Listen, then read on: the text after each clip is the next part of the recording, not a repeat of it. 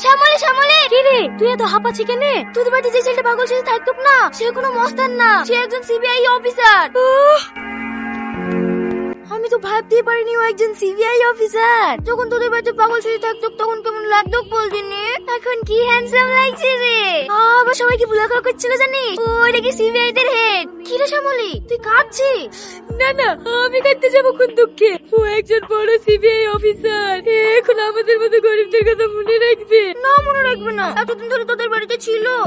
ওই দাদা তোর দিকে তাকাচ্ছি। ও কই? হ্যাঁ ঠিক ধরেছি, তুই ওকে ভালোবেসে ফেলেছিস তাই না? না না, আমি কেন ওকে ভালোবাসবো? দেখ তুই আমার কাছে কিছু লুকাসনি, তোকে আমি ছোট থেকে চিনি। তুই আমার গায়ে হাতে বলদিনি তুই ওকে ভালোবাসিস নি। আমি ওকে যতই ভালোবাসি রে বোন, ও আমার কখনো হবে না। কি রে ভাই, আর 2 ঘন্টা বাদে তোর বিয়ে, আর তুই এখানে চুপচাপ বসে আছিস যে? লে পাঞ্জাবিটা পরিলে। কি রে, তোর চোখে পানি?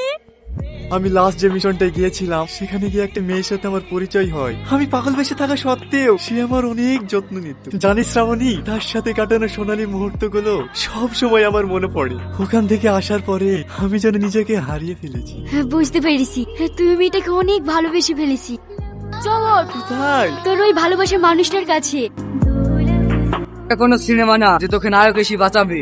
এই গল্পের ভিলেনও আমি, নায়কও আমি, কেউ তোকে বাঁচাতে আসবে না। নিয়ে চল আমার বাড়িতে, আজকে ওকে বিয়ে করবো।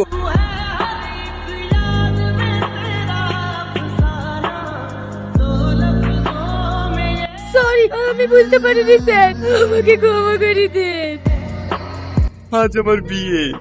এই কথাটা বলতে এত দূর এসছো, খুব ভালো। জীবনে অনেক সুখী হও। কই একবার তো জিজ্ঞেস করলে না আজ আমার বিয়ে, আর আমি এখানে কি করছি? তুমি জানো তুমি কি করতে এসছো?